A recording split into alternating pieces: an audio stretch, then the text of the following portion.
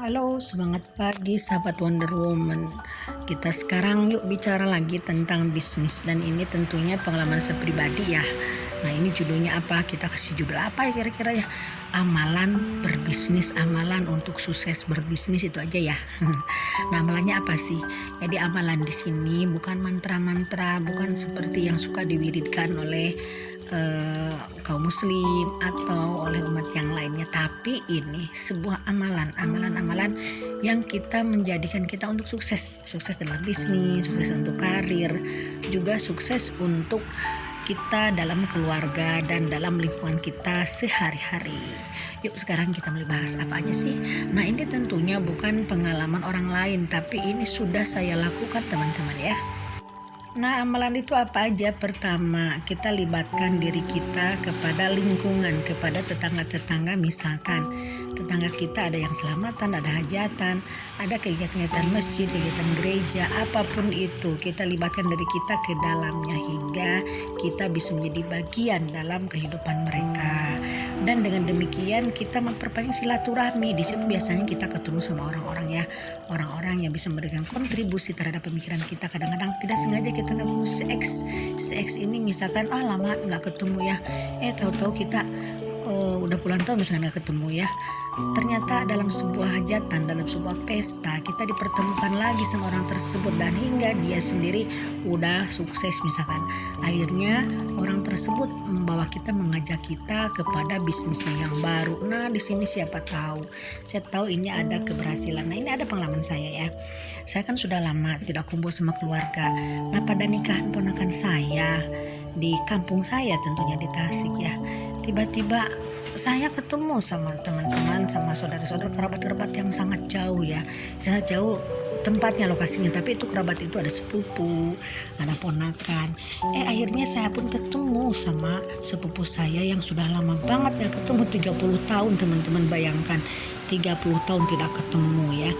Nah, dia sendiri sekarang sudah sukses dalam kehidupannya sebagai pengusaha otomotif di Bandung.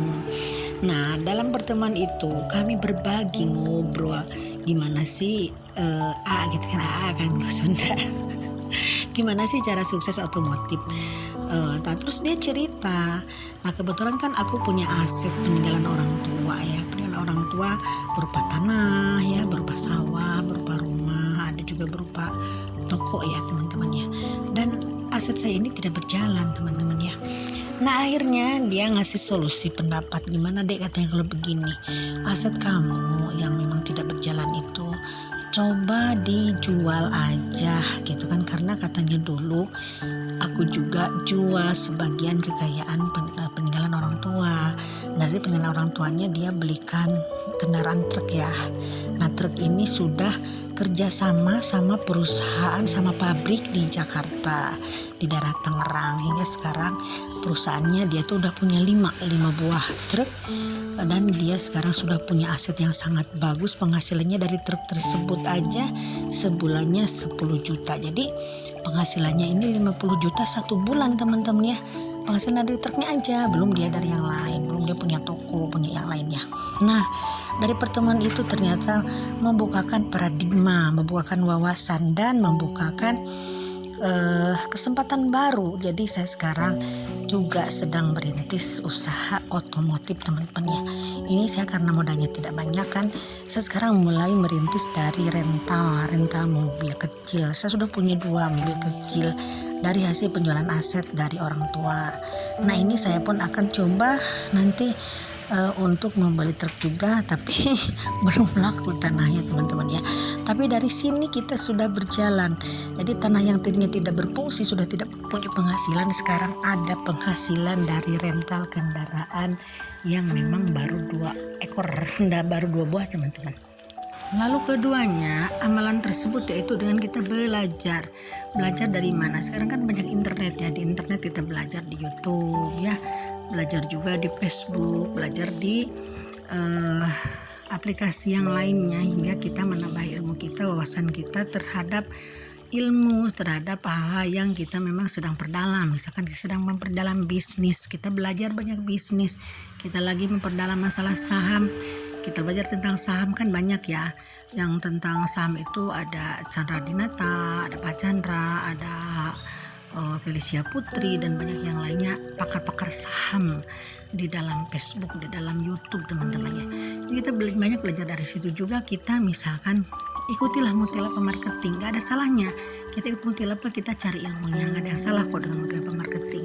Saya pun orang MLM teman-teman ya, di situ justru banyak ilmunya. Ilmu dalam Multi Level Marketing ini kebanyakan ilmu praktis, kebanyakan dari Carnegie, dari Robert Kiyosaki, juga dari pakar-pakar ilmu orang-orang bisnis yang ada di dalam kehidupan ini, termasuk juga dari seorang Rhonda Byrne ya, tokoh seorang Law of Attraction. Nah, di sini kita harus banyak belajar juga, karena inilah salah satu daripada amalan kita untuk sukses di lapangan, sukses dalam kehidupan, sukses dalam bisnis.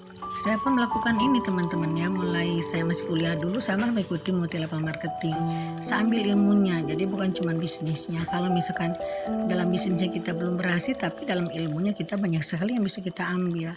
Sampai sekarang saya masih mengikuti ilmu Multi Level Marketing, terutama dalam ilmunya, dalam pendidikannya. Saya selalu mengikuti training-trainingnya supaya kita punya bekal untuk memperkuat diri kita di lapangan. Dan ini kita ilmu Multi Level Marketing ini bisa diterapkan dalam hal kehidupan kita yang ada, misalkan dalam kehidupan berbisnis, dalam kehidupan manajemen, dalam kehidupan kita berusaha, dalam hal kehidupan apapun, karena dalam Multi Level Marketing ini ilmunya multi, banyak sekali teman-teman ya.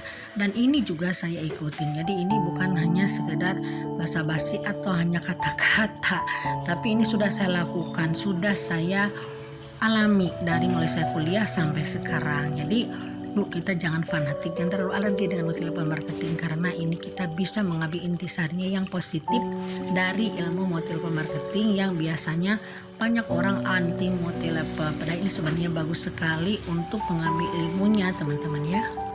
Nah, tentunya masih banyak sekali mantra bisnis atau mantra kesuksesan yang ada dalam kehidupan kita. Tapi ini coba contohnya 2 dulu, dan kita praktekkan satu persatu, karena ilmu setinggi apapun tanpa praktek bullshit teman-teman ya, nggak ada artinya.